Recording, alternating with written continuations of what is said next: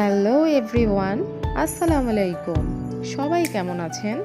সবাই কমেন্ট করে অবশ্যই জানাবেন। আপনাদের ভালোবাসায় আপনাদের জন্য নিয়ে আসছি সুন্দর একটি ব্লগ। বলুন তো কি ব্লগ?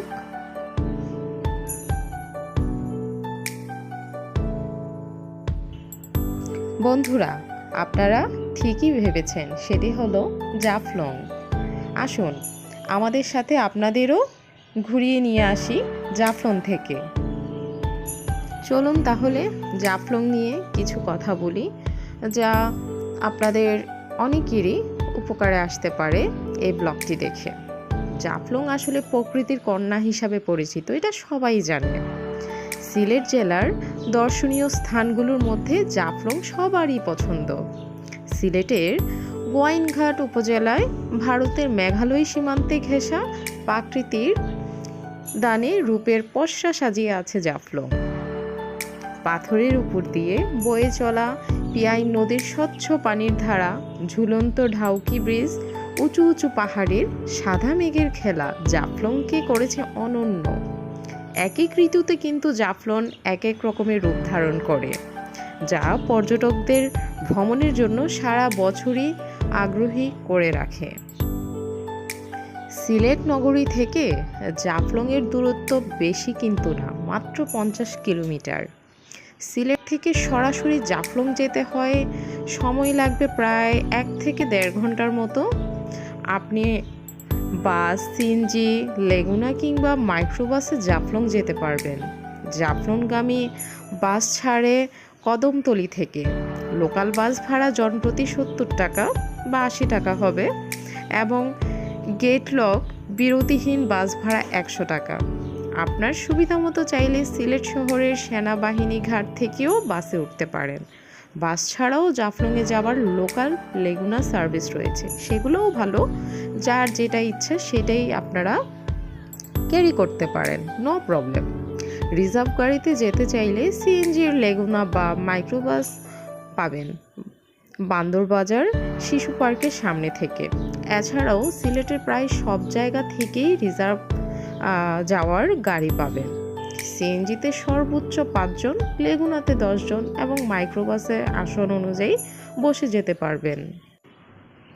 আর হ্যাঁ, জাফলং যাওয়া আসা সহ সারাদিনের জন্য সিএনজি ভাড়া লাগবে 1200 থেকে 1500 টাকার মতো, লেগুনা 2000 থেকে 2500 টাকার মতো পড়বে, এবং মাইক্রোবাস রিজার্ভ নিলে ভাড়া লাগবে 3000 থেকে 5000 টাকা অবধি। কয়েকজন একসাথে ঘুরতে গেলে গাড়ি রিজার্ভ করে নেওয়াই ভালো। আমি আসলে গিয়েছিলাম আমার হাজব্যান্ড, বাচ্চা আর মাকে নিয়ে। তো আমরা আসলে বাস দিয়ে গিয়েছিলাম, সেটা সাশ্রয়ের জন্য, কারণ ঘুরতে গেলে সাশ্রয়টাও মাথায় রাখতে হবে। আর আমরা নিজের মতো করে ঘুরেছি। আর এখানে যে ভিডিওতে দেখছেন এখন, এই যে পাথর, এত সুন্দর পরিবেশ, চোখ জোড়ানোর মতো পরিবেশ, এত সুন্দর পরিবেশ। আসলে আপনারা যদি না যান তাহলে বুঝবেনই না, আসলে মুখে বলে এটা প্রকাশ করার মতোই না।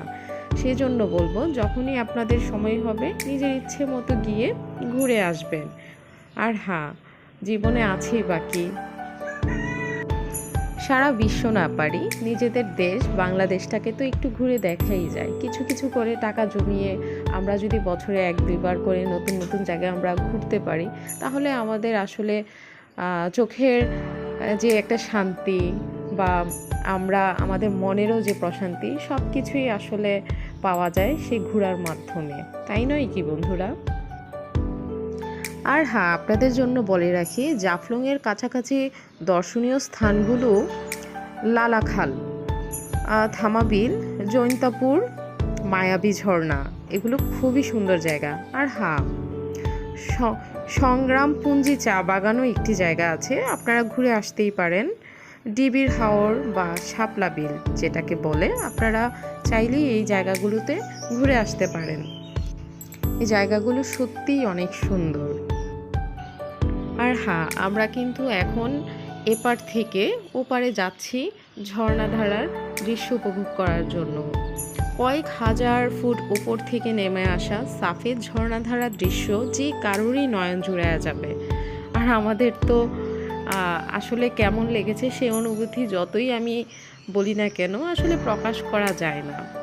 আমার বাবুটিও খুব সুন্দর করে উপভোগ করছে প্রাকৃতিক এই দৃশ্য দেখে।